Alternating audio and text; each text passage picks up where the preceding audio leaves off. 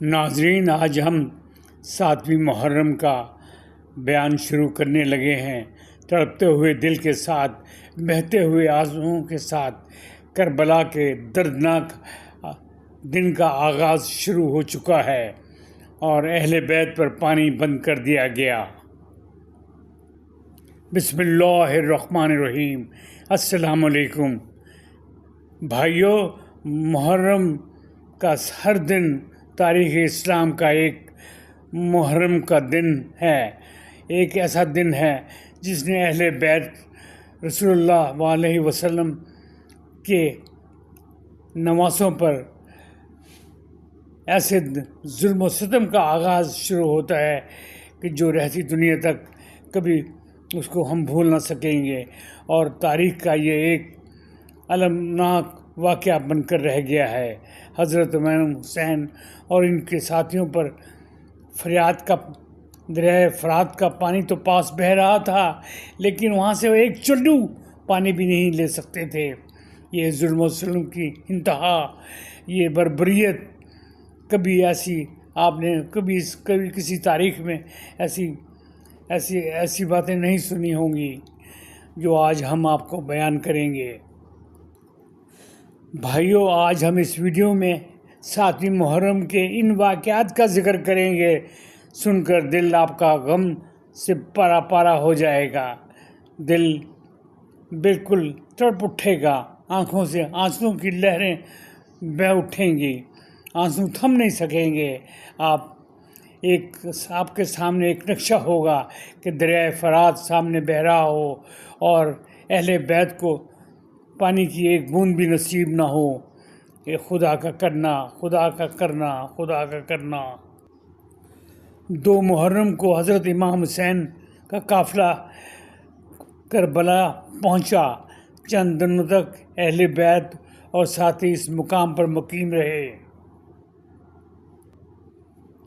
ادھر کوفہ کا گورنر عبداللہ بن زید مسلسل نئی حیات دیتا رہا تاکہ امام حسین کو ہر طرح سے دباؤ میں لایا جا سکے، انہیں جھکایا جا سکے۔ ناظرین، جب تمام حربے ناکام ہو گئے تو پھر ایک نہایت خطرناک، ایک نہایت وحشتناک، ایک نہایت ظلم سے بھرا ہوا فیصلہ کیا گیا۔ 7ویں محرم کا حکم 7ویں محرم کا حکم عبداللہ بن زیاد نے عمر بن سعد کو حکم بھیجا کہ امام حسین اور ان کے ساتھیوں پر پانی بند کر دو۔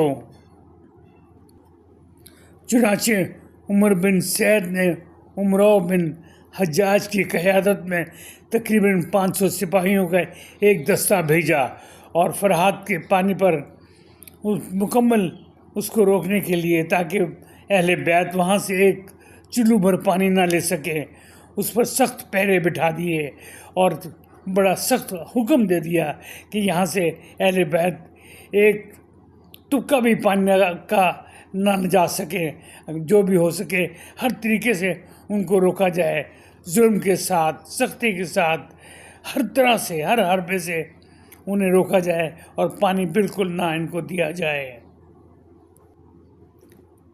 اب اہل بیت نہ پانی لے جا سکتے تھے، نہ ان کے جانور پانی پی سکتے تھے۔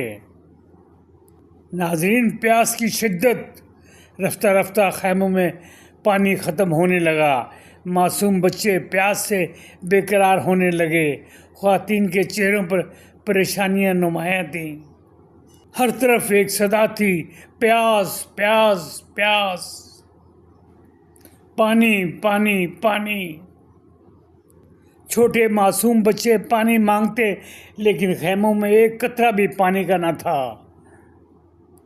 حضرت عباس کی کوششیں، حضرت عباس جنہیں علمدار کربلا بھی کہا جاتا ہے، بار بار بچوں کی حالت دیکھ کر بے قرار ہو جاتے۔ انہوں نے کئی مرتبہ پانی لانے کی کوشش کی اور بعض موقعوں پر کچھ مقدار میں پانی خیموں تک پہنچا دیا اور کامیاب ہو گئے، لیکن دشمنوں نے اور پہرے سخت کر دیے اور دریائے فرات پر پوری طرح ایک پورا اس کو گھیرے میں لے لیا تاکہ یہاں سے اہل بیت ایک قطرہ بھی پانی نہ لے جا سکیں۔ امام حسین کا صبر۔ ناظرین، ایسے کٹھن حالات میں بھی حضرت امام حسین نے صبر، استقامت اور اللہ تعالیٰ پر کامل بھروسے کا مظاہرہ کیا۔ آپ اپنے ساتھیوں کو تسلی دیتے اور انہیں اللہ تعالیٰ کی رضا پر راضی ہونے کی تلقین فرماتے۔ شدید گرمی، بھوک اور پیاس کے باوجود اہل بیت کے چہروں پر صبر اور رضا کے آثار نمایاں تھے۔ بچوں کی بے قراریاں۔ چشم خیموں میں موجود بچے بار بار پانی مانگتے، پیاس پیاس، پانی پانی۔ چھوٹی بچیاں بھی اپنی ماؤں سے سوال کرتی، کیا پانی ختم ہو گیا ہے؟ لیکن مائیں کے پاس بھی کوئی جواب نہ ہوتا، وہ بھی خاموش ہو جاتی اور اپنے بچوں کو صبر کی تلقین کرتی، اور خود بھی پیاس سے وہ نڈال ہوتی جا رہی تھیں اور اپنے بچوں کو بھی صبر کی تلقین کر رہی تھیں۔ یہ منظر ہر حساس دل کو بہت دکھی کر دیتا ہے، بڑا غمناک کر دیتا ہے۔ دشمن کا رویہ۔ دوسری طرف دشمن کے لشکر کے پاس پانی کی کوئی کمی نہ تھی، لیکن انہوں نے اہل بیت پر پانی بند کر کے ظلم و ستم کی انتہا کر دی، ایک ایسی مثال پیدا کر دی جسے تاریخ کبھی فراموش نہیں کرے گی۔ امام حسین کی نصیحتیں۔ حضرت امام حسین مسلسل لوگوں کو سمجھاتے رہے کہ وہ رسول اللہ علیہ وسلم کے نواسے ہیں۔ آپ انہیں اللہ تعالیٰ سے ڈرنے اور ظلم سے باز رہنے کی نصیحتیں کرتے اور انہیں سمجھاتے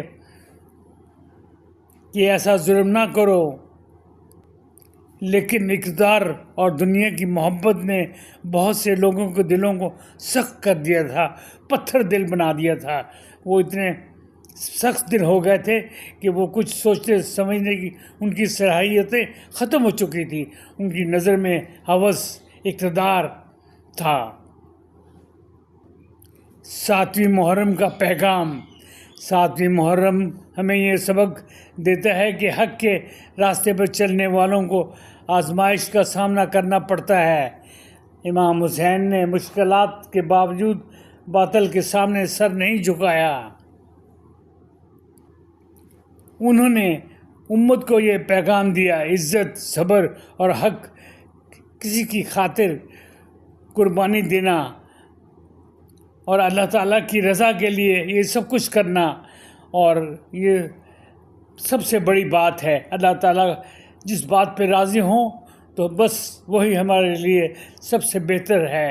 ہمارے سر جھکے ہوئے ہیں، ہم اپنا سر نہیں اٹھائیں گے، اللہ تعالیٰ کے راستے پر چلیں گے اور چلتے رہیں گے۔ ہم کسی کی بات جو اللہ تعالیٰ کے حکم کے خلاف ہوں اس کو ہم کبھی بھی نہیں مانیں گے۔ ناظرین، ذرا تصور کیجئے تپتے ہوئے صحراؤں کی شدت، خیموں میں سسکتے اور معصوم بچے، اور ہر طرف بلند ہوتی ہوئی آوازیں، درد بھری صدائیں، پیاس پیاس پیاس، پانی پانی پانی۔ لیکن پانی کا ایک قطرہ بھی خیمے میں موجود نہ ہو تو آپ دیکھیے کہ یہ کیا حالات ہوں گے، کیا صبر ہوگا، کیا انتہا ہوگی۔ بس انسان کا دل کانپ اٹھتا ہے ان ظالموں کے فیصلوں پر۔ کہا جاتا ہے کہ جب ننھے بچے اپنے خشک ہونٹوں پر زبانیں پھیرتے، پانی کا مطالبہ کرتے تو ماؤں کے دل تڑپ اٹھتے، لیکن صبر، رضا کے پیکر اہل بیت اپنے دکھ کو اللہ تعالیٰ کے سپرد کر دیتے اور ان سے دعائیں کرتے کہ اللہ تعالیٰ ہم پہ رحم کرو، ہم پہ رحم کرو، ہم پہ رحم کرو۔ ناظرین، 7ویں محرم کا سورج صرف ایک دن کا آغاز نہیں تھا، بلکہ مصائب کربلا کے ایک ایسے باب کا آغاز تھا جس کی یاد آج بھی اہل ایمان کی آنکھوں کو پرنم کر دیتی ہیں۔ ساتھیوں، یہ وہ وقت تھا جب پیاس بڑھ رہی تھی، لیکن امام حسین کے صبر، استقامت اور اللہ تعالیٰ پر توکل میں کوئی کمی نہیں آئی تھی۔ تاریخ گواہ ہے، طاقت کے نشے میں انسان ظلم تو کر سکتا ہے، لیکن حق کی آواز کو ہمیشہ کے لیے خاموش نہیں کر سکتا۔ کربلا کا پیغام آج بھی زندہ ہے اور قیامت تک زندہ رہے گا۔ اب میں اپنے بیان کو سمیٹتا ہوں۔ جب 7ویں محرم کا ذکر ہوتا ہے تو دل سے بے اختیار کربلا کے ان پیاسوں لبوں کی یاد ستاتی ہے اور غم سے بھر جاتی ہے۔ اللہ تعالیٰ ہمیں حضرت امام حسین، حضرت عباس اور اہل بیت کی سچی محبت نصیب فرمائے، ان کی عظیم قربانیوں سے سبق حاصل کرنے کی توفیق عطا فرمائے۔ یہ جملے آپ کی ویڈیو پر زیادہ پر اثر ہوں گے، آپ کے دل پر ضرور اثر کرے گا، آپ کا دل ضرور بھر آئے گا، آپ کی آنکھوں سے آنسوں کی لڑیاں چھوٹ جائیں گی اور آپ ایک بےچینی کی کیفیت محسوس کرنے لگیں گے۔ ناظرین، میری آج کی ویڈیو آپ کو اگر پسند آئے تو اسے لائک کیجیے گا، شیئر کیجیے گا، سبسکرائب کیجیے گا، شیئر ضرور کیجیے گا۔ یہ صدقہ جاریہ ہے، آپ کو بھی ثواب ہوگا اور سننے والوں کو بھی ثواب ہوگا۔ والسلام، خدا حافظ۔ اب 8ویں محرم کے واقعات ہم پیش کریں گے انشاءاللہ اگلے دن۔